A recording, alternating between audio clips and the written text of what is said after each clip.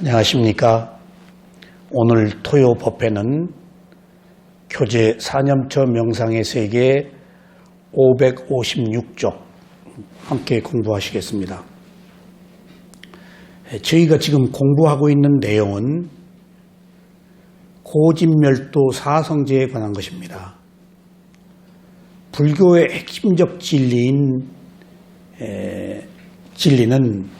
두 개의 양대 산맥이 있습니다. 하나는 12연기, 하나는 고진멸도 사성제. 이 두 개가 불교를 대표하는 진리입니다. 그런데 이 두 가지 진리는 불교라는 특정한 종교의 진리가 아니고 생명이 있는 인간에게 모두 똑같이 적용되는 진리입니다. 그러니까 불교는 한 인간이 괴로움을 해결하는 가르침이기 때문에 어느 특정한 교리의 진리가 아닙니다. 그러니까 불교도여야만 이 수행의 어떤 그 목표에 이른다. 불교도여야만이 어떤 구원을 받는다. 그런 게 아닙니다. 전 인류적인 문제입니다. 그런 의미에서 불교는 종교라고 할 수도 없고 또는 가장 뛰어난 종교라고도 할 수 있습니다. 원래 종교라는 말은 마루종자 가르칠 교자, 으뜸이 되는 가르침이란 뜻입니다. 그러니까 진짜 종교라는 의미에 있어서 불교가 최고의 종교라고 할 수 있다면은 특정한 사람을 위한 것이 아니고 생명이 있는 모든 존재들에게 똑같이 적용되는 것이기 때문에 가장 뛰어난 가르침이기 때문에 그래서 종교일 수도 있고 종교 아닐 수 있다고 말하는 것입니다. 그런 의미에서 네 가지 사성제는 괴로움이 있다, 괴로움의 원인은 집착이다, 괴로움은 소멸한다, 괴로움의 소멸에 이르는 길은 팔정도 위파사나다 라는 네 가지 성스러운 진리를 말하는데 여기서 첫 번째, 두 번째 성스러운 진리는 세속적 진리입니다. 붓다가 출현하기 이전에도 괴로움은 있다, 괴로움의 원인은 집착이다 라는 것들이 실제했습니다. 그러면은 괴로움이 있고 괴로움의 원인은 집착이다 라고 하는 세계에서는 윤회가 있습니다. 그래서 완성된 진리가 아닙니다. 근데 붓다가 출현해서 괴로움의 소멸에 이르는 길이 있다. 괴로움의 소멸에 이르는 길은 개정의 팔정도 위파사나다라는 것을 찾아내서 비로소 괴로움이 있는 것을 소멸하는 진리의 세계로 나아갈 수 있도록 만드는 것입니다. 그러니까 괴로움이 있고 괴로움의 원인은 집착이다 라는 것으로서는 괴로움의 출구를 벗어날 수가 없습니다. 붓다는 스스로 깨달음을 얻은 자, 위없는 깨달음을 얻은 자라는 뜻인데 바로 열반이라는 괴로움의 소멸과 열반에 이르는 길인 위파사나를 찾아내신 분입니다. 그래서 완성된 것이라서 사성제, 성자가 되어야 아는 네 가지 진리라고 말하기도 합니다. 오늘 저희가 지난 시간에 이어서 공부하고 할 내용은 괴로움의 소멸에 이르는 멸성제입니다. 자, 지난 시간에 열반이라고 말하는 립바나라고 말하는 괴로움의 소멸에 관해서 우리가 공부할 때 마치 무엇과 비유했는가 하면은 물고기와 육지를 다녀온 거북이의 대화를 우리가 배웠습니다. 물고기가 거북이한테 질문합니다. 어디 갔다 왔는가? 나 땅에 갔다 왔다. 땅은 어떤가? 축축한가? 마른가? 뭐 온갖 얘기를 합니다. 그러니까 아무리 거북이가 물고기한테 얘기를 해도 땅을 이해를 못합니다. 자기가 경험하지 않았기 때문에. 그래서 둘의 대화 속에서 마지막에는 물고기가 거북이가 한 얘기를 너는 그렇게 말하는데 그것은 과연 실제하는 것일까? 라고 용납을 못합니다.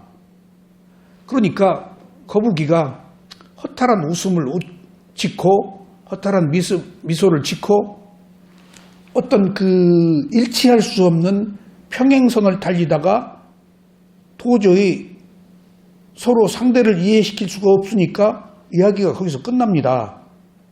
모르는 자와 아는 자에 있어서 땅을 다녀온 거북이와 물밖에 모르는 물고기가 아무리 땅을 얘기한들 그것은 알기가 어려운 겁니다. 그래서 그때 물고기가 거북이가 말하는 것은 없다. 무라고 얘기합니다. 불교에서 말하는 무가 바로 그거예요. 물고기의 입장에서 없다라고 그런 거예요. 아직 모르기 때문에. 근데 실제 없는 걸까요? 자기가 체험을 하지 않았을 뿐이에요. 아직 의식의 세계에서 세속에서 출세간의 진리를 몰랐을 뿐이에요. 그러니까 엄격한 의미에서 무는 부정이 아니고 잘못된 거예요. 왜 몸과 마음이 없어 있지? 예. 근데 무라고 할 때는 실체가 없다. 그것을 소유하는 자아가 없다. 라는 뜻의 의미를 가지고 있습니다. 무는 절대 부정하는 게 아니고 모르고 부정하는 거예요. 근데 그것을 소유하는 자아가 없다. 실체가 없다. 라는 뜻으로 무를 사용한 것이지 무가 완성된 게 아닙니다. 여기서 반드시 이 사실을 알아야 됩니다. 무는 물고기가 얘기한 것이 무란 뜻이에요. 근데 거북이에게 무가 적용될까요? 없다라는 말이 이미 땅에 다녀왔는데 열반을 체험한 사람이 열반을 얘기하는데 열반을 체험하지 않은 사람이 열반 없는 거야 라고 말할 수 있을까요? 이것이 관념과 실제의 문제입니다. 이 세상에서 일치할 수 없는 여러 가지 견해들이 있습니다. 내가 가보지 않은 것은 없다라고 합니다. 그럼 여러분들 없다라고 할 때 여러분들 왜 없어? 있는 거야 라고 하지 말고 저 사람은 몰라서 없다고 하네 라고 그 사실 자체를 존중해 줘야 됩니다. 싸울 거 없어요. 이런 문제로 투쟁할 거 없어요. 이데올로기 문제로 투쟁하지 마세요. 정치적인 문제로 투쟁하지 마세요. 그 사람의 견해예요. 아셨죠? 구도의 세계에서는 실제 하는 사람, 체험한 사람은 모르는 사람을 관용으로 받아들입니다. 너 몰랐으니까 틀렸어 라고 하지 않습니다. 왜냐하면 경험하지 못해서 없다라고 모른다고 하는 것을 어떻게 설득할 수 있을까요? 그러니까 무에 대해서 우리가 다시 한번 생각해야 합니다. 이야기가 조금 빗나갔지만은 흔히 우리들 주변에서 흔히 볼 수 있는 일들입니다. 사회적으로 좋은 글을 쓰고 철학적 견해, 모든 사람들의 심금을 울리고 많은 분들의 그분의 책을 보고 정서적으로 안정을 얻고 한 인생에 관해서 철학적인 견해를 스폰지 흡수하듯이 그분이 쓴 글을 읽고 한 삶에 대해서 많은 지침을 받았어요. 나이를 드신 그분이 느닷없이 인생의 문제가 아니고 정치적인 견해를 비력해서 누가 틀렸다. 나는 깜짝 놀랐어요. 저분이 인생의 철학에 관해서 심금을 울리고 많은 사람들의 추앙을 받았는데 나이가 드신 분이 마지막에 느닷없이 인생과 다른 정치 얘기를 끄집어내서 옳다 그르다 한다는 사실, 저는 거기서 더 엄청난 사실을 발견했어요. 철학은 지적 유의예요. 언어의 유의예요. 지식이에요. 근데 수행에서 멸과 도, 이것을 체험한 사람들은 관념이 아닌 실제를 체험했기 때문에 무엇을 옳다 그르다 하질 않아요. 아셨어요? 철학은 사마타 수준에서 머물러요. 고요함 선정 수준에서 학문적으로. 근데 위파사나는 그것을 뛰어넘어서 지혜의 단계로 넘어가기 때문에 있는 그대로 보기 때문에 하나의 현상으로 보기 때문에 옳다 그르다 안 해요. 그러면은 삶에 있어서 바른 지침을 부드럽게 참으로 귀감이 되게 말씀하신 분이 나이가 드셔서 정치적 견해를 밝히고 옳다 그르다 하는 것을 보고 제가 그 한계를 느꼈어요. 아, 지식과 지혜의 차이를. 왜 저분이 저런 얘기를 했는가? 지식에 머물렀구나. 지식에 머물렀구나. 그럼 그분이 실제 인생에 대해서 매우 고답적인 이야기를 했다는 것은 언어의 유의였어요. 실제 그렇습니다. 그러니까 때로는 한 시대를 풍미하는 대문인이 정신세계의 최고의 우월적주의에 올라가 있는 그런 분인이 어느 날 느닷없이 정치판에 들어와서 이러고 저러고 옳다 그러다 이전 투구를 흙탕물에서 하고 있는 것을 보고 저분이 왜 저러지? 자기 찬란한 문학세계, 정신세계의 고귀한 향기를 가지고 있는 사람이 느닷없이 천박한 시궁창에 와서 왜 뒹굴지? 하는 것을 보고 저는 지혜 수행인 위파사나 수행을 하기 때문에 그런 것을 조금 선별한 힘이 생겼어요. 저것이 지식의 세계고 저것이 세속의 세계인데 저분이 출세간의 세계를 모르는구나. 지혜의 세계를 모르는구나. 있는 그대로 보는 세계를 모르는구나. 그러니까 지식의 세계에서는 투쟁이 있어요. 옳다 그르다 해요. 근데 출세간의 세계에서는, 열반의 세계에서는 소멸이기 때문에 옳다 그르다가 없어요. 문대. 없는 부가 아니고 있는 부예요. 그러니까 우리가 가고 있는 이 구도의 길, 수행의 길이 마지막 우리가 괴로움을 벗어날 수 있는 유일한 길이라는 사실이 여기서 증명되는구나 하는 것들을 제가 느껴요. 그러니까 한 인간이 그렇게 정치적 견해를 밝혀서 사람들을 깜짝 놀라게 한 것이 지혜의 고귀함이 얼마나 필요한 것인가. 그분이 아직 지혜에 이르지 못했기 때문에 느닷없이 한 일생 동안 쌓아온 그 업적을 한순간에 허물어뜨린 것으로 저는 봤어요. 왜 저런 얘기를 했지? 느닷없이. 그분의 입장에서는 할 수 있는 얘기라고 생각하겠지. 나는 거기서 한계를 느꼈어요. 하지 말아야 될 얘기. 왜 밑바닥에 떨어져서 정치적 문제, 이데올로기, 종교 문제는 답이 없어요. 서로 옳다고 그러면은 자기가 옳은 거예요. 아셨어요? 그러면 그 얘기를 했을 때 반대편의 사람들도 있을 거 아니에요. 공통분모를 얘기해왔다고요. 어떻게 사는 삶이 참된 삶인지. 근데 느닷없이 왜 그런 얘기를 하냐고요. 거기서 우리가 그분을 비난하기 위한 게 절대 아닙니다. 우리가 가고 있는 이 길이 왜 필요한지를 저는 느꼈어요. 옳다 그르다 하지 않고 중도의 길. 그래서 괴로움이 없는 길. 괴로움을 끌어들인 거예요. 누구를 비난함으로써. 절대 비난해서는 안 돼요. 다 그럴 만해서 그랬어요. 부정적인 면이 있으면 긍정적인 면도 있다고요. 그걸 싸잡아서 부정적이라고 얘기하는 것은 스스로 자충수예요. 그럼 자기가 괴로움을 스스로 만든다는 거예요. 누구를 비난하는 괴로움이 크거든요. 비난함으로 인해서 자기 과시, 자기 카타르시스가 있겠지만은 그럼 말하면서 자기가 찜찜하다고요. 왜 그래야죠? 그건 지혜의 세계가 아니기 때문이에요. 근데 열반이 그렇다는 거예요. 열반이. 자, 이 열반은 불교에서 오직 불교에만 있는 특수한 정신세계입니다. 그래서 닛바나 열반이라는 이야기를 입에 붙이지 않습니다.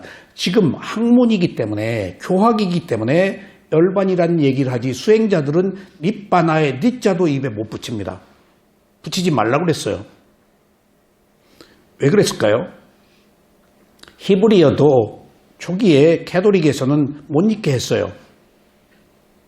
스리랑카에서도 싱할리어로 기록된 부처님의 말씀 니까야를 한때 못 읽게 한 적도 있어요. 그것을 보수적이다, 특별한 사람만 선택한다 라고 폄하할 수도 있지만은 그렇게 못 잊게 한 이유는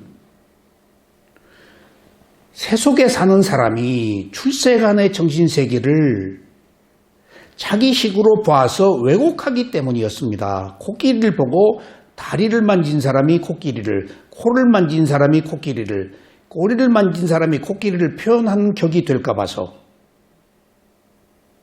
이 바로 열반이라는 것이 그런 겁니다.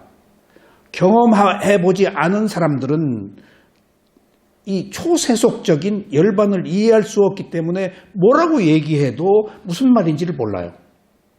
그러니까 아예 말을 못하게 하는 거예요.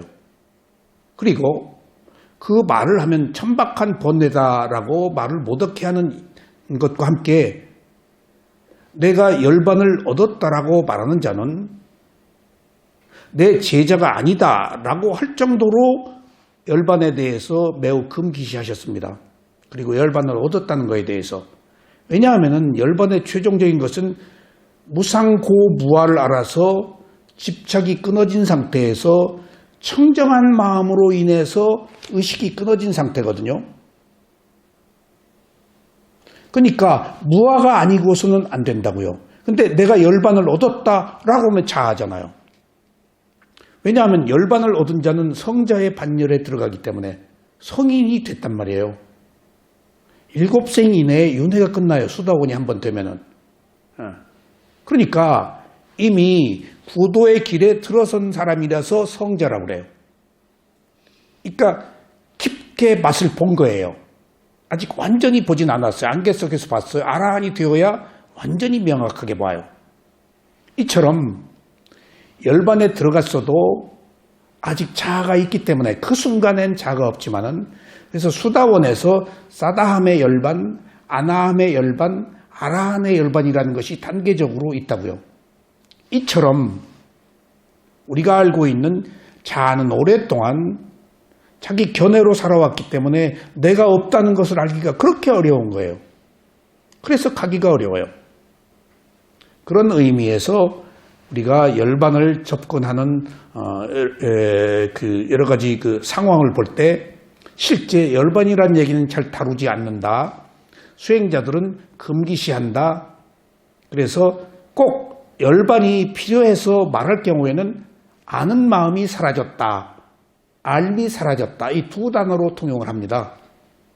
알미 사라졌다. 의식이 다 끊어져 버리니까 마음이 몸과 느낌을 대상으로 하는데 그게 없어지면은 다음 단계로 마음이 마음을 대상으로 알아차려요.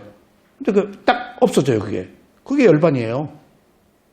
물론 그 과정에 무상고무아의 지혜가 단계적으로 다 성숙돼요. 그래서 열반은 특별히 따로 떼어낼 수 없는 특별한 단계가 아니고 깨달음으로 가는 7가지 청정과 16단계의 지혜 중에 있는 하나의 프로세스 과정이에요. 16단계의 지혜에 14단계가 막가냐나 도의 지혜, 15단계가 발라냐나 과의 지혜, 16단계가 회광반조의 지혜. 그러니까 16단계의 지혜 속에 도통했다는 열반의 상태가 들어가 있어서 이 과정 중에 하나지 따로 뗄 수가 없어요. 의식이 고양되어 나가는 과정에 무상고무아가 성숙되어서 딱 사물의 이치를 깨달은 상태. 그리고 나서 16번째 회광반조의 지혜에서 깨어나서 자기가 잠깐 끊어진 상태를 파악하는 것. 그것이 7청정과 16단계 한 텀입니다. 그러니까 7청정과 16단계를 한번 경험해서 열반에 들어갔다 나왔다? 아직 완성된 열반이 아니거든요. 아직 들어갔을 때는 자아가 있지만 나와서 또 자아가 있단 말이에요. 또 똑같은 7청정과 16단계의 지혜를 경험합니다. 또 똑같은 경험을 하고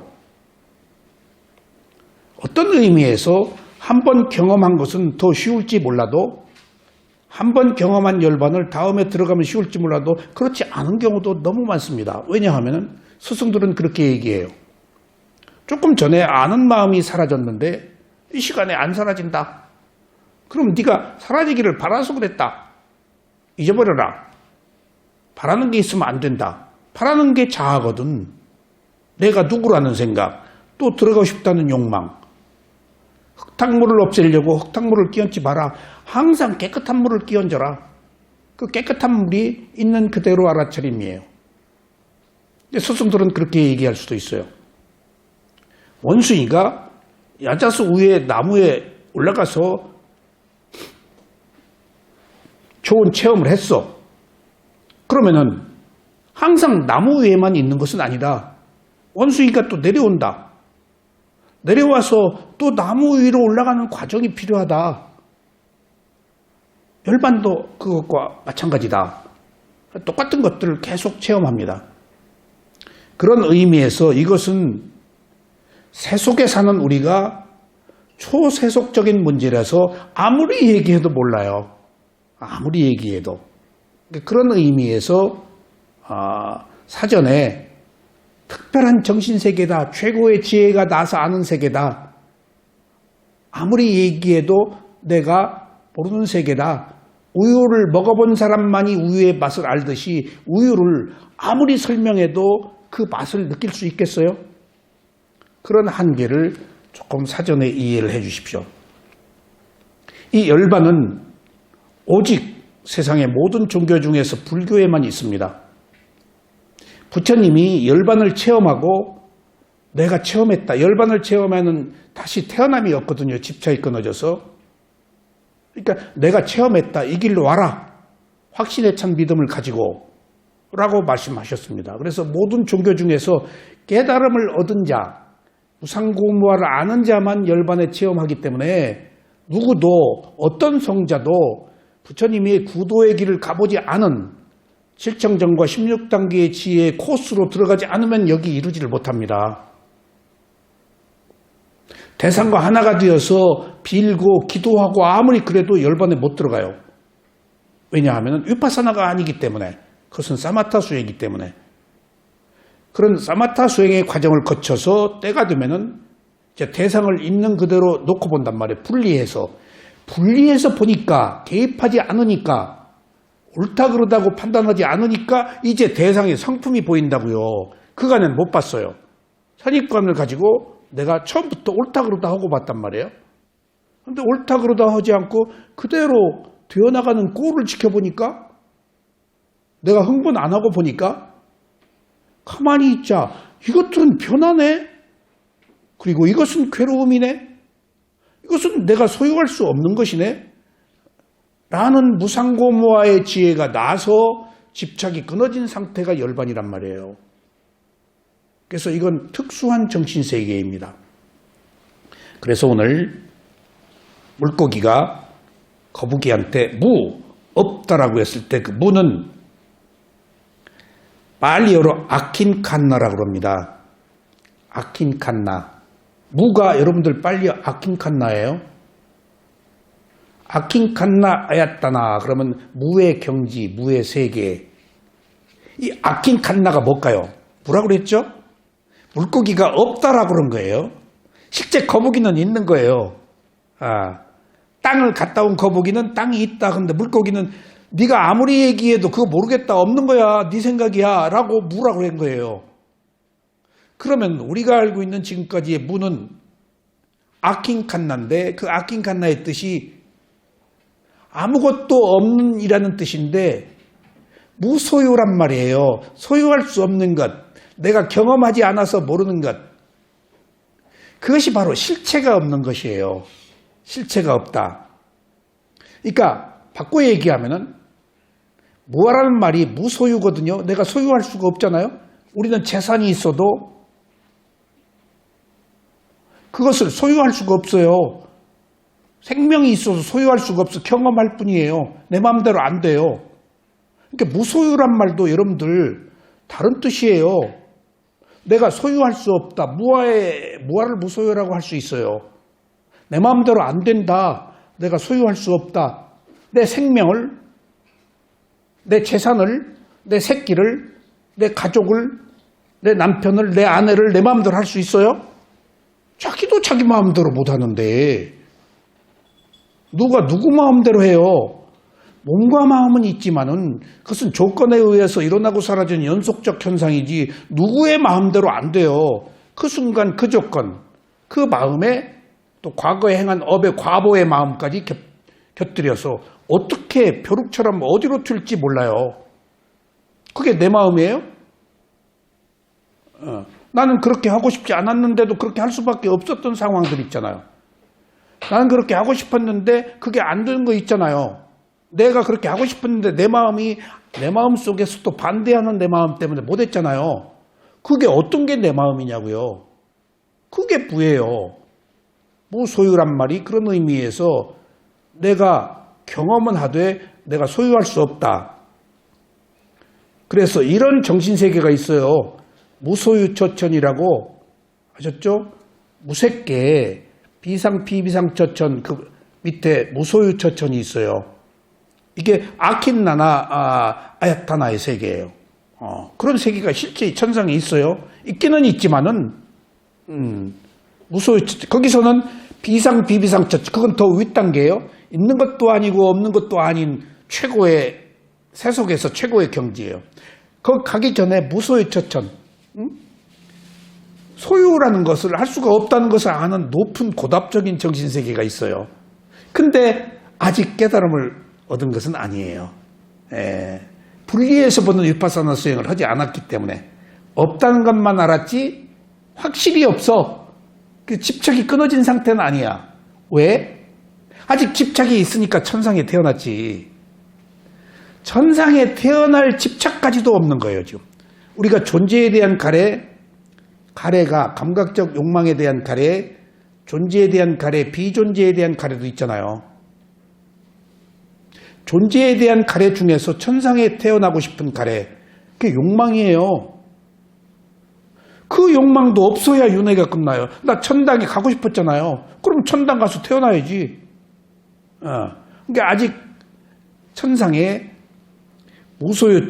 무소유처천은 천상에 태어나고 싶은 욕망이 있어서 거기서 태어난 거예요. 그 욕망까지도 사라지는 것이 열반이에요. 그러니까 지금 그 비상, 비비상처천까지는 사마타 수행이에요. 그러니까 위파사나 수행은 천상에 태어나고 싶은 존재의 세계에 더 나은 세계에 태어나고 싶은 것까지도 소멸하는 상태. 거기에 소위 말하면 열반이 있어요. 그래서 무는 없다는 부정이 아니고 실체가 없다는 매우 적극적인 긍정이라는 사실, 물고기와 거북이와의 대화에서 극명하게 아십시오. 거북이는 땅이 있다고 그랬는데 물고기는 안 가봤으니까 없다고 한 것.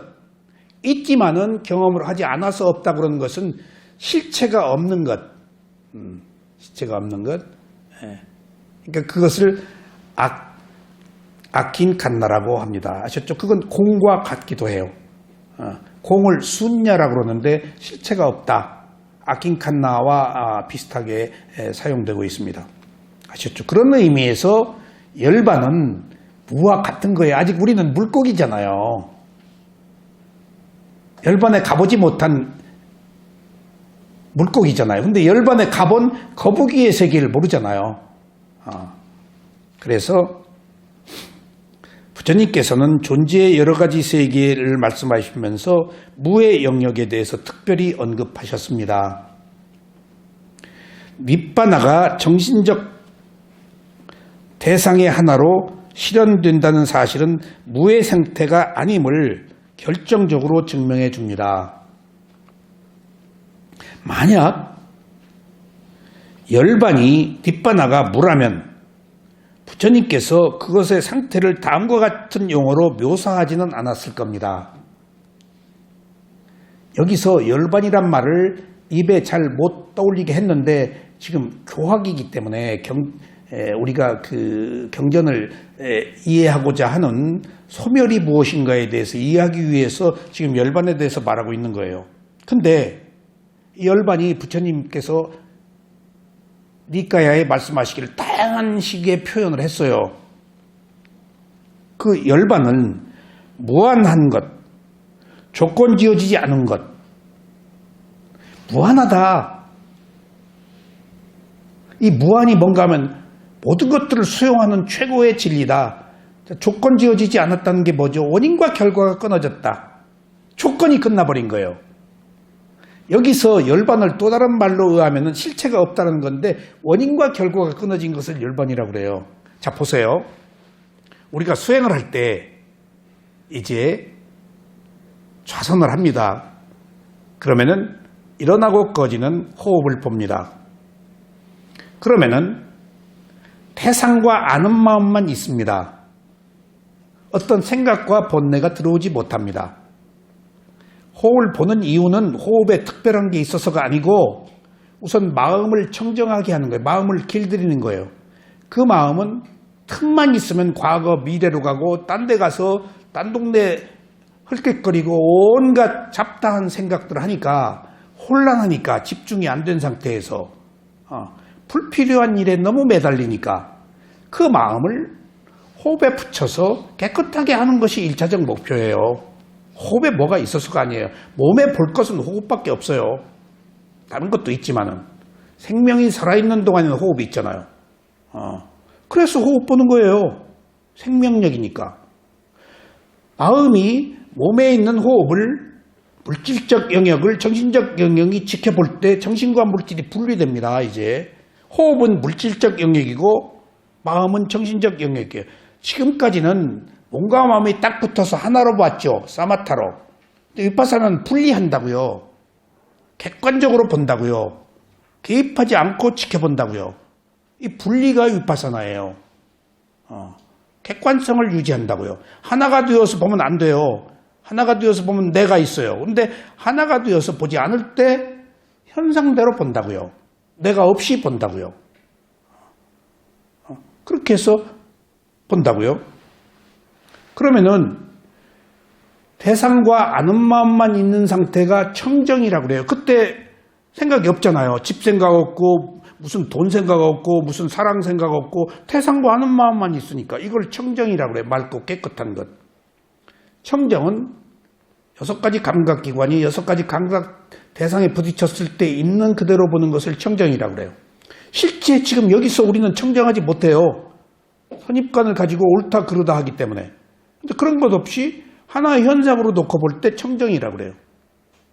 그럼 그 청정에 알아차림이 있을 때 청정이 생기거든요. 알아차림이 계율이에요. 계율에 의해서 만들어진 청정이 계율을 수반하는 마음이에요. 그 청정의 마음이 뭘까요? 그것을 열반의 마음이라고 해요. 다른 데 있는 게 아니에요, 열반이. 지금 수행하는 이 순간에 내 마음이 깨끗하면은 그 깨끗한 마음이 이르는 과정에서 딱 들어가는 거예요. 자, 불교는 다른 사상과 다른 종교와 다른 특징이 있어요. 경험할 수 있어야 된다. 증명할 수 있어야 된다. 체험할 수 있어야 된다. 그게 법의 특성이에요. 그럴 것이다 라고 하면 안 돼요. 여기 있다. 지금 여기에 있다. 이것이다. 라고 내놓을 수 있어야 돼요. 저는 젊어한 때 다른 종교를 믿으면서 어떤 초능력에 대해서 궁금한 때가 있었어요.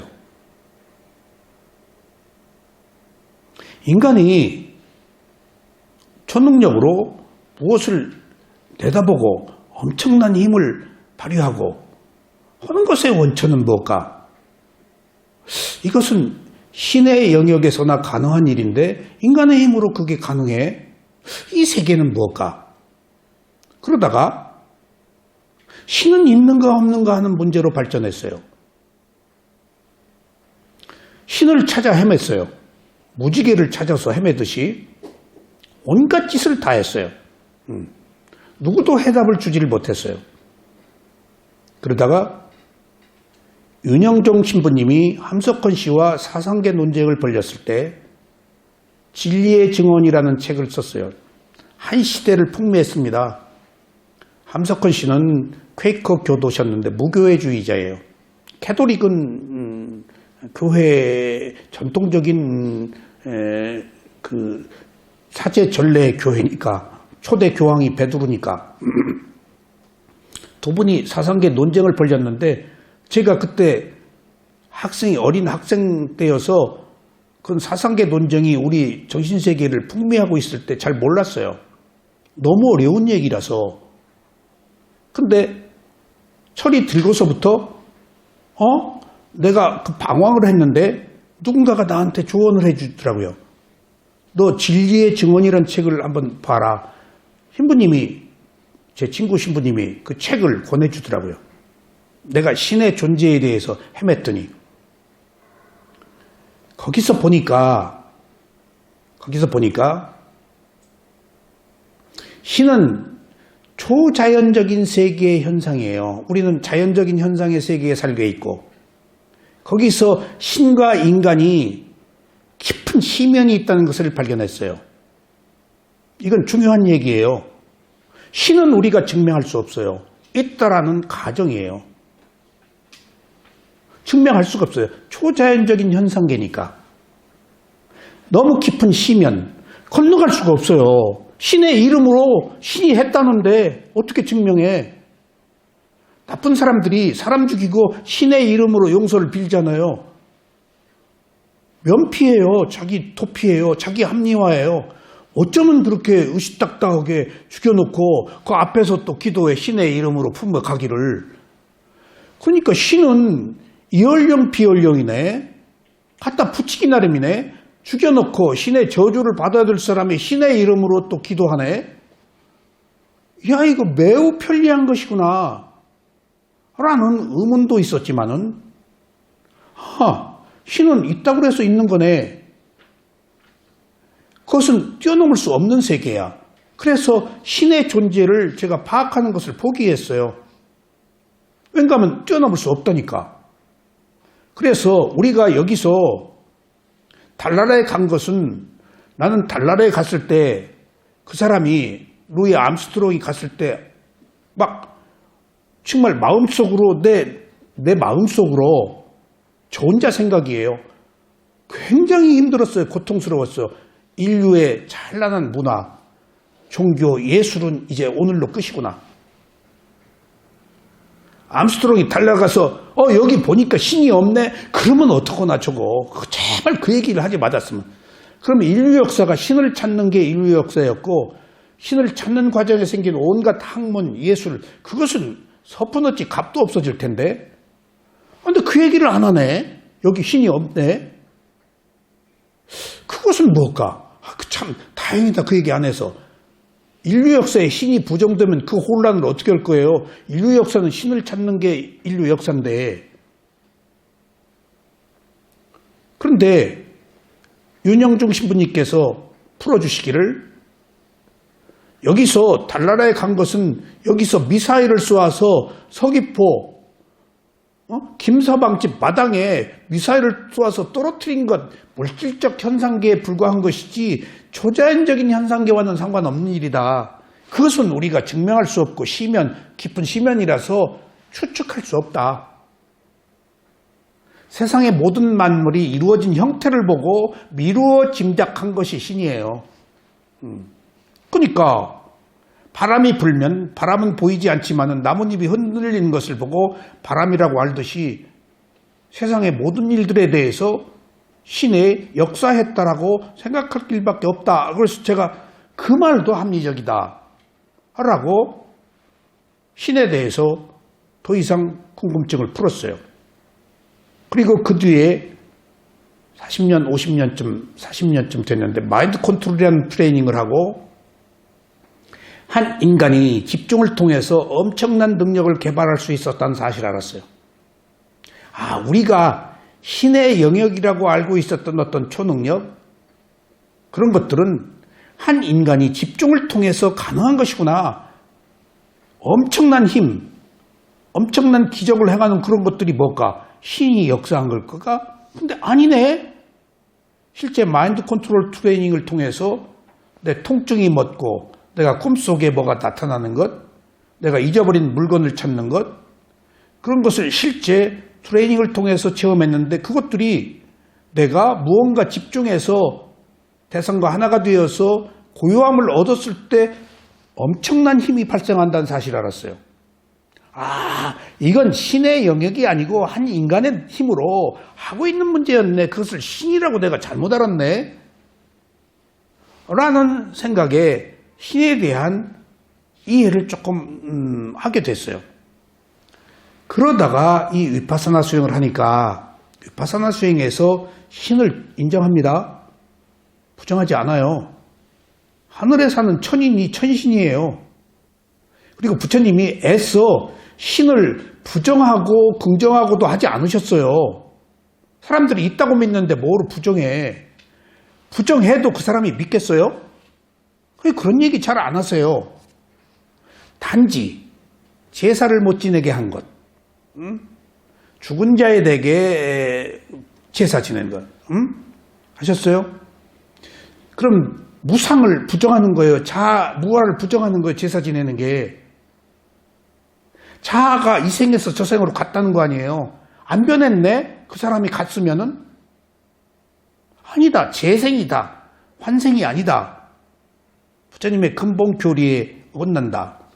그래서 제가 이 불교 공부를 하고 나서부터 깊은 시면이 없는, 깊은 시면이 있어서 신에 대한 정체를 헤아릴 수 없는 것을 이 위파사나에서 열반이라는 과정이 있다는 것을 통해서 신의 영역이 아니고 한 인간이 집중을 통해서 최고의 깨달음의 상태에 다룰 수 있다는, 증명할 수 있다는 것을 여기서 발견했어요. 그래서 불교가 위대한 진리이구나. 증명할 수 있잖아요. 예. 초자연적인 현상계에서 모든 사람들은 초능력을 가진 사람이 좌지우지하지 하는 줄 알았는데 부처님이 신이 있다 없다 하는 문제를 간접적으로 어떻게 설명하시는가 하면 원인과 결과라고 그랬어요. 원인과 결과가 열반이에요.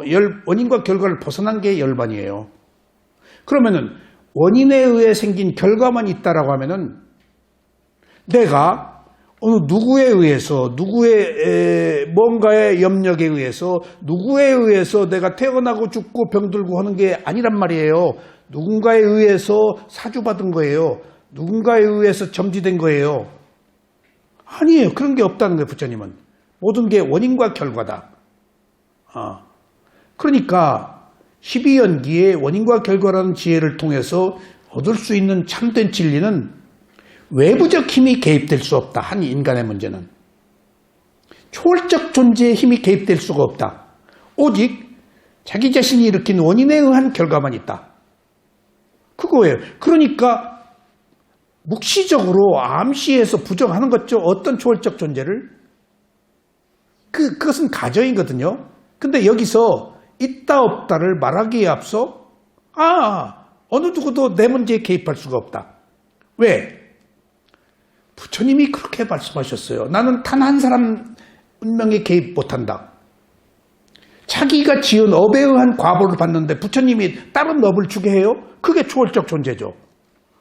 잘못했는데 너 그거 받지 말고 내가 좋은 거 천당 가게 해줄게. 천상 가게 해줄게. 내가 너 취직시켜줄게. 너 돈 벌게 해줄게. 지 노력 없이. 부처님이 그렇게 했다? 업에 개입한 거 아니에요. 그럴 수 있을까요? 만약 여러분들이 그럴 수 있는 부처님이었다면 그런 부처님 믿지 말아야 돼요. 무당 믿는 거나 뭐가 다를 게 없어요. 예? 산기도에서 취직시켜달라고 돈 벌게 해달라고 기도하는 게 뭐가 다를 게 없어요. 그것을 부정하셨어요. 부처님은. 누구도 개입할 수가 없다. 원인과 결과로. 다 같이 지가 지은 대로 받는다. 그래서 나를 보지 말고 나를 보려면 나의 가르침을 봐라. 있는 그대로 봐서 지혜를 얻으라가 가르침이에요.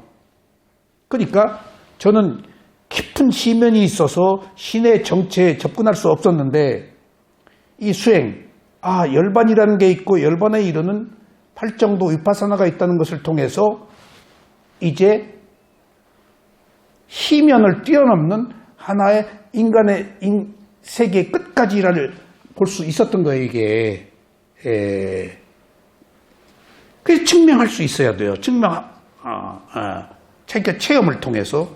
그러니까 우리가 지금 이 열반이라는 얘기는 초세속적 얘기이기 때문에 어찌 아는 사람은 이해할 수 없는 그런 것이라는 전제를 아시기 바랍니다. 그래서 조건 지어지지 않음, 이 말이 뭔가? 조건은 것은 원인과 결과. 열반은 원인과 결과가 끊어진 거예요. 조건 지지 않았다?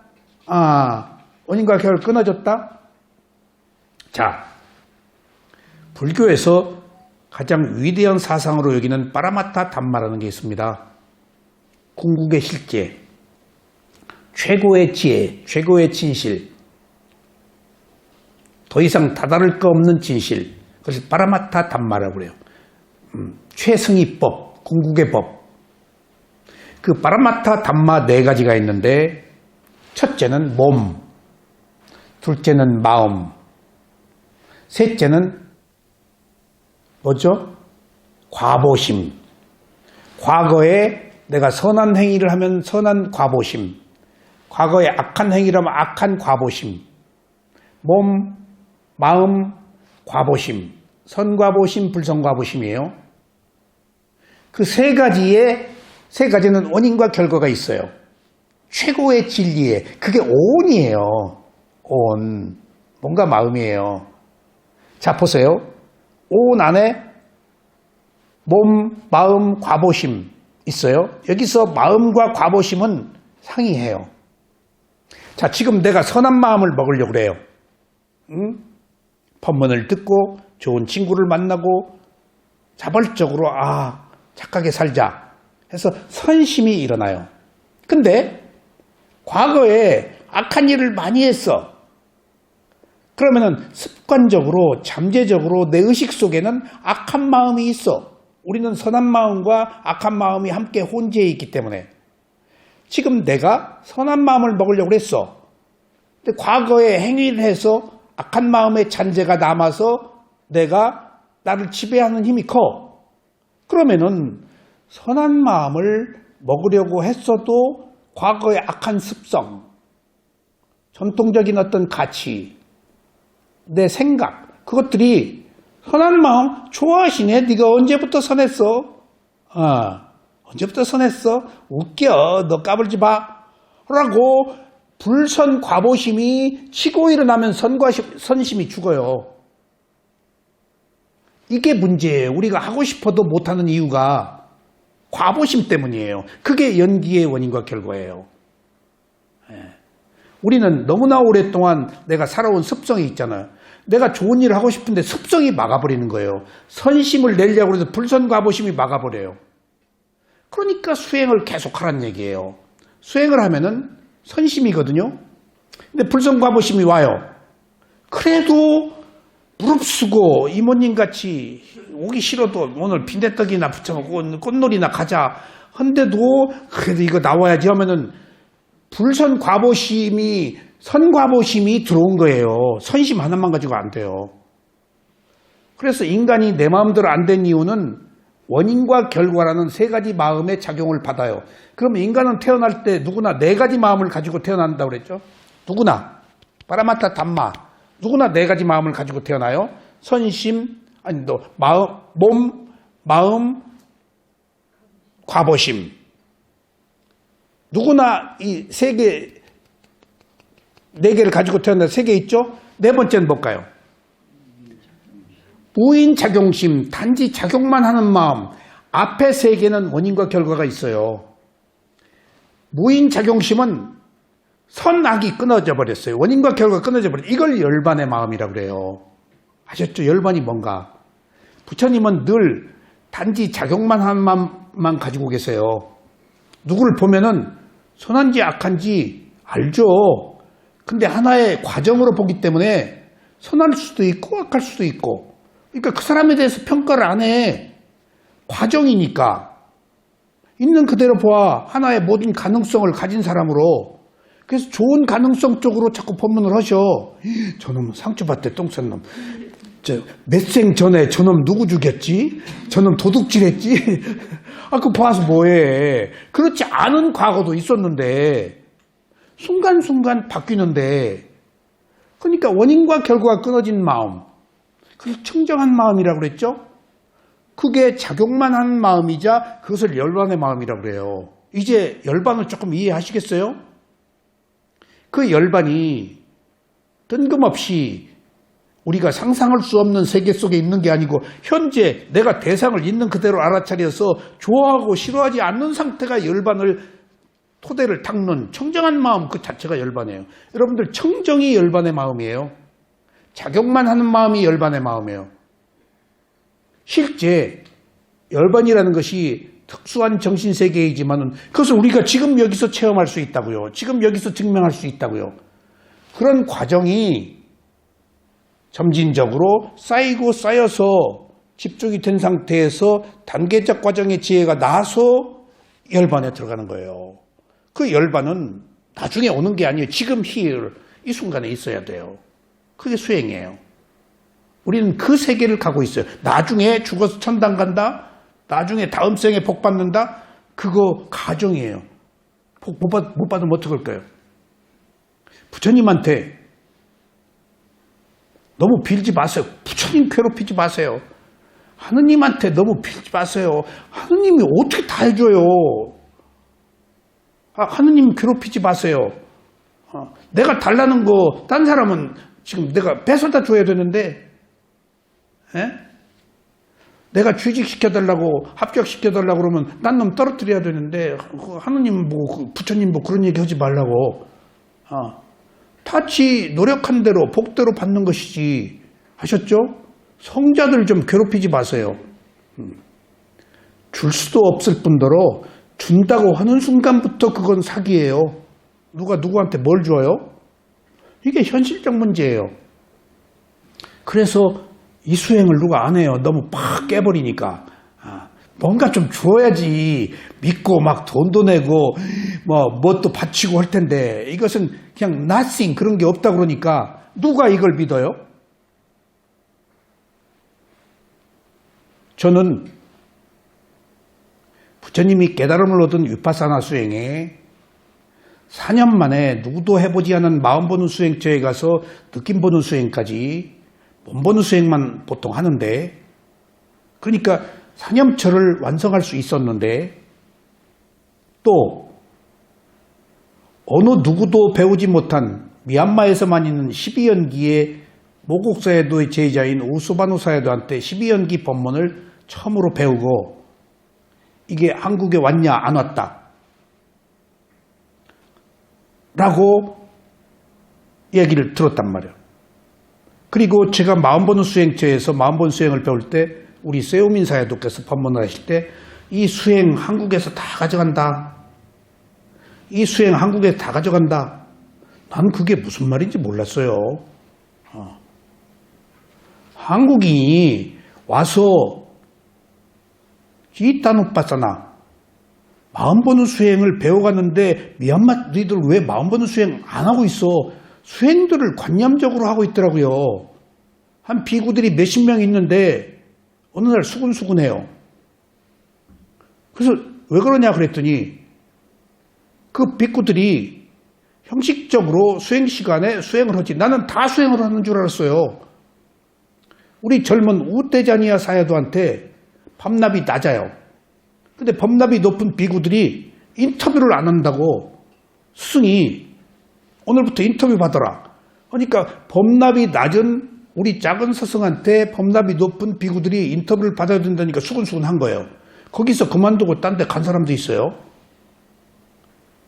그러니까 수행은 인터뷰가 없으면 안 되거든요. 그래서 내가 깜짝 놀랐어요. 여기 있는 스님들이 다 수행하는 스님들이 아니냐. 수행을 같이 했는데 실제 수행 시간에 수행을 했지 진짜 통찰지혜로 꿰뚫어서 아는 위파사나 수행의 정통한 코스를 받고 있는 사람들은 아니었어요. 의례적으로 형식적으로 했어요. 제가 다 수행하는 사람들인 줄 알았어요. 거기서도 수행자 하나 나오기가 이렇게 힘들구나.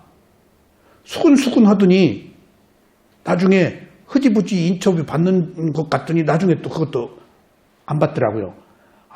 법납 이것도 전통적인 질서에서 무서운 거구나. 그러니까 수행은 그렇게 힘든 거예요. 꿰뚫어서 알아버리는 것은 우리가 생각하는 세계와 달라요. 그래서 지금 열반이라고 말하는 것은 조건지지 않았다.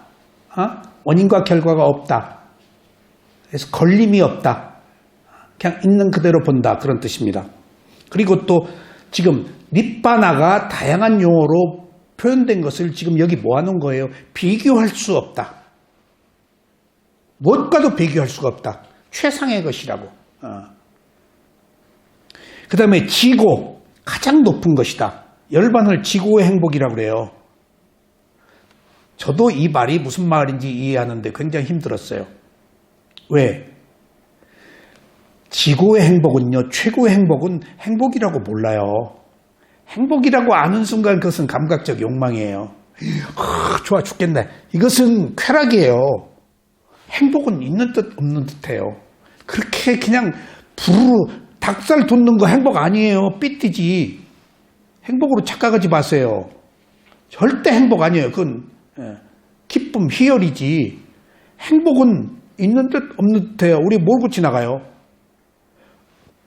그래서 저는 그 행복의 수카라고 하는 행복이 괴롭지 않은 게 행복이다 라고까지도 말해요. 괴롭지 않으면 그게 행복이에요. 행복이라고 하는 순간 그것은 욕망이에요. 있는 듯 없는 듯 고요함 속에서 자기 만족, 감사하게 여기는 거예요. 아셨죠? 행복해보지도 못했네. 그 다음에 최고의, 그 다음에 저편에 피안으로 건너가다 할 때 저편으로 건너가다. 피안이 열반으로 건너가다요. 저편에. 그러니까 열반으로 가는 지금 이 세속적 세계에서 그 너머의 세계, 출세간의 세계, 시시비비가 끊어진 세계, 원인과 결과가 끊어진 세계, 단지 작용만 한 마음만 있는 세계, 옳다 그러다 하지 않는 세계, 그걸 저편이라고 그래요. 그 다음에 최고의 귀처. 여러분들, 그 다음에 안전이란 말이 있어요. 가장 안전하다. 안전이란 말이 있어요.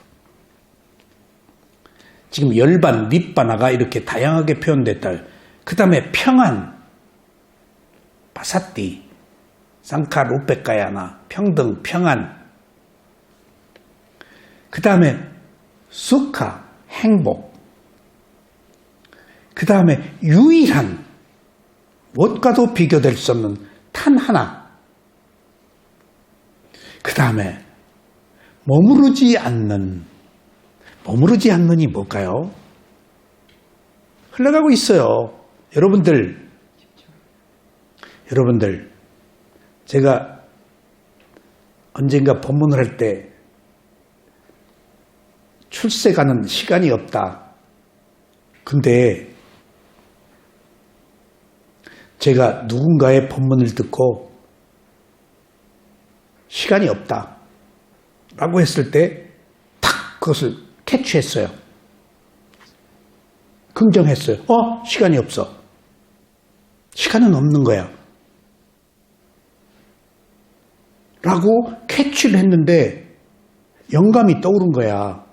그 진리에 매칭이 됐어, 내가. 근데 그 뒤에 시간이 없다라는 법문을 하려고 딱 했는데, 아니, 시간이 있는데 왜 시간이 없다고 내가 그랬지? 내가 알았는데. 실제예요, 이거. 내가 알았는데, 그때 알았는데 시간이 없다는 것을 증명하려고 그러니까, 알려고 그러니까 딱 모르겠어. 그때 내가 분명히 시간이 없는지 알았는데 이게 뭘까? 왜 모르지, 이게?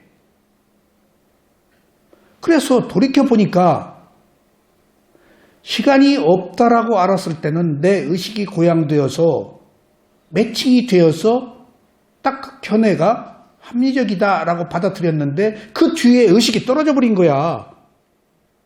시간이 없다는 것을 증명할 수가 없어, 내가. 이게 뭔가. 그러다가 수행을 하면서 딱 생각이 났어. 맞아, 이거네. 이것 때문에 시간이 없다고 그랬네. 여기 머무르지 않는 자, 보세요. 시공을 초월한다고 그러죠, 우리가. 시간과 공간을 초월해요. 어느 상태? 대상과 하나가 될 때. 대상을 알아차릴 때. 과거, 미래가 있어요, 없어요? 없어요, 집중이 되면은. 제가 미얀마에 수행을 하면서 시계를 딱 봐요. 그럼 1시간 좌선에 50분 남았어요. 50분, 10분 남았네? 근데 내가 적어도 일어나고 꺼진 호흡을 볼 때에는 시간이 없었잖아요. 딱 깨서 보고 몇 분 남았느라고 초세속에서 세속으로 와가지고 시간을 본 거예요. 초세속에는 시간이 없어요. 흘러가는 건 있어요. 근데 내가 초세속에 살고 있기 때문에, 그리고 또 보세요. 시간이 없어졌네? 그 다음에 호흡을 봐요. 일어난 꺼짐 봐요. 그러다가 탁 깨나요. 집중이 된 상태에서 내가 누구 호흡 봤지? 사야도 호흡 봤지? 늘 사야도 우리 스승이 머릿속에 있으니까 사야도 호흡 봤지? 그러니까 내 호흡 봤는데 내 호흡이라고 안 보고 하나의 대상으로 본 거예요. 가만히 있자. 왜 사야도 호흡을 봐?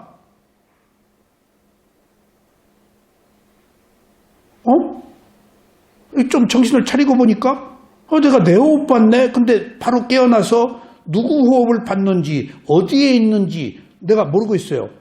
또 이렇게 깨어나서 탁 보니까 내가 미얀마에 있네? 저는 아니 지금 내가 언제 미얀마에 왔지? 그리고 마간다용 메디테이션 센터 수행처에서 여기 앉아서 지금 내가 수행을 하고 있네? 내가 언제 왔지? 여기가 미얀마네? 이게 뭐야? 전혀 단절된 상태에서 그것이 시간과 공간을 초월한다는 얘기였어요. 집중의 세계에서. 집중의 세계에서 지혜가 나요. 그러니까 시간이 없어져 버리니까, 공간이 없어져 버리니까 난 자유예요. 과거, 미래가 없어져 버리니까 어디에 있든지 상관이 없어요. 시궁창에 있든지. 제가 유럽에 여행 갔을 때 유럽의 찬란한 문명, 로마 교황청, 그냥 너무 어떻게 인간이 그렇게 화려함의 극치를 그냥 욕망이 다닥다닥 붙어서 너무 짝이 없는데 너무 아름다워서 부담스러웠어요. 인간이 극치로 이래서 문제가 있었구나. 그 베드로 대성전을 만들 때 얼마나 돈이 들어갔겠어요. 신께 경배하는 최고의 성전을 만들고 했던 신도의 의도는 참으로 훌륭한 것이었지만은 거기서 너무 화려하니까 위축되더라고요. 그 로마, 유럽의 그 찬란한 문명의 건축 예술, 그리고 그 아름다운 조각, 그 다비드상 앞에서 딱 누가 딱 사진을 찍고 날 보고 딱 그 관찰을 하라고 그러더라고요. 그 눈으로 가보라고 그러더라고요. 눈이 살아있어요, 조각에. 레오나르도 다빈치가 정말 위대한 조각을 했구나. 그 화려한 조각을 보고 위축됐어요. 그때 제가 대상에 나가서 빠져가지고 그 찬란한 문화를 지금 아름다워하면서 그러한 문화를 갖지 못한 나에 대해서 위축됐단 말이에요. 근데 그 순간 내가 거기 앉아서 딱 명상을 했어요. 그러니까 그것은 하나의 현상일 뿐이지, 내가 그것에 하등에 위축될 이유가 없더라고요. 하나의 현상일 뿐이야. 그런 것들은 밖으로 나가 있는 물질적 현상이야. 중요한 것은 그것을 받아들이는 내 마음이지, 내 정신적 현상이지. 나가서 언어의 유의로 이러고 저러고 할 이유가 없어. 여기 앉아서 호흡 보고 딱 그 계단에 앉아서 제가 호흡을 봤어요. 호흡을 보고 있으니까 그런 것들이 아무리 찬란하고 위대한 조각이어도 그것을 아는 내 마음이 평온한 것이 우선이지, 그것들이 내게 주는 의미가 무슨 상관인가? 내 몸과 마음의 청정함이 우선이구나. 그것들은 2차적 문제구나 하는 것들을 제가 알았어요. 그런 것처럼 위파사나 수행은 이 지고의 열반, 이것을 얻기 위해서 하는 지금 위파사나 지금 배를 타고 이 비아나의 세계로 건너가고 있는 거예요. 열반을 향해서 가고 있는 거예요, 지금 우리가. 그래서 머무르지 않는 이것은 뭔가 프로세스, 과정이다. 모든 것들은 일어나고 사라졌어. 머무르지 않아. 최고의 지혜를 얻어도 그 다음 마음은 또 다른 것을 체험해. 얼마나 지속할 수 있느냐 하는 문제예요. 여러분들 무상한 거예요. 모든 것을 무상에 대비해서 보세요.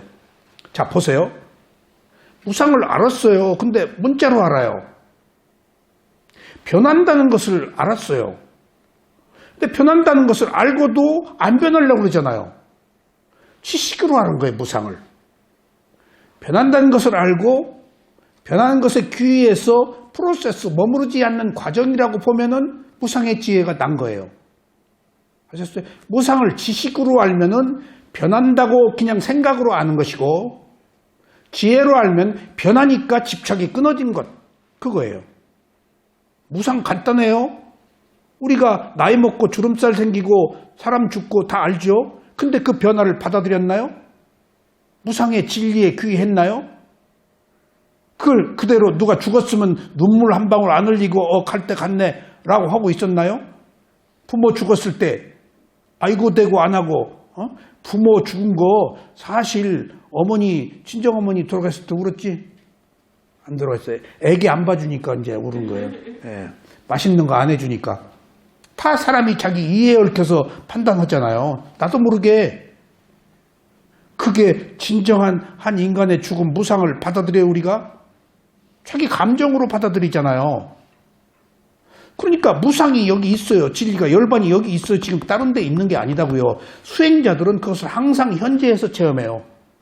그러니까 변한다, 바뀐다, 머무르지 않는다, 흘러간다 라고 알아도 지식으로 알지 그것을 받아들였어요. 그래서 그것에 의연하게 대처했어요? 아니다고요. 생각으로 아는 것이지. 지혜로 알지를 못했다고요. 이것이 지식과 지혜의 차이입니다. 자, 소멸되지 않죠. 이것은 있다 없다의 문제가 아니니까 소멸되지 않아요. 그것은 영원해요. 여러분들, 죽지 않는 종교라는 종교가 기독교에 하나 생겼어요. 그러니까 사람들이 죽지 않는 종교, 안 죽으려고 거기 몰려들어서, 한때는 아픈 사람이 있었는데 뭐 뒤에 그게 사교라고 해가지고 이렇게 파헤치고 그랬는데, 죽은 사람이 있으니까 뭐 모르게 어디다 매장하고 세상에 태어났으면 죽어야죠. 근데 죽지 않는다니 뭘까? 다시 안 태어나는 게 죽지 않는 거예요. 여기서 열반을 체험하면은 바라서 태어나는 거예요. 안 바라면은 단지 자격만 하는 마음이 있으면 안 태어나요. 내가 바라서 태어나는 거예요. 자격만 하는 마음은 바라지 않는 마음이에요. 사물의 이치를 알으니까, 사는 것이 괴로움이라고 하니까. 그래서 안 태어나는 거예요. 그러니까 안 태어나니까 죽지 않는 것이지, 태어났는데 왜 안 죽냐고요. 그런 것을 의미해요. 그 다음에 절대적인 청정, 그 다음에 초세속적인 것, 불멸, 해탈, 평화. 참 여기 불교에서 평화란 말 얘기 안 하거든요. 행복 얘기만 하지. 근데 열반에서만 평화란 말을 써요. 모든 사람이 균등하게 치우침이 없이 함께 누리는 것. 그래서 이상 오늘 열반 한 밑바나, 열반이란 말이 경전에서 다양하게 표현된 예를 들어봤습니다. 이처럼 최고의 것인데 우리는 이 최고의 것을 경험하지 않는 한 몰라요. 그러니까 단지 이런 정신세계가 있다라고 미루어 생각하시고, 그 열반을 체험하기 위해서 오늘 고단하게 자기 몸 통증이 생기고 졸리고 망상이 들어와도 몸과 마음을 알아차리셔야 돼요. 그 순간 청정한 마음이 생기면 그게 그 순간의 열반의 마음이에요. 좋다 싫다 안 했잖아요. 그것을 지금 현재에서 체험할 수 있는 것이 위파사나입니다. 다음 시간에 말씀드리겠습니다. 감사합니다.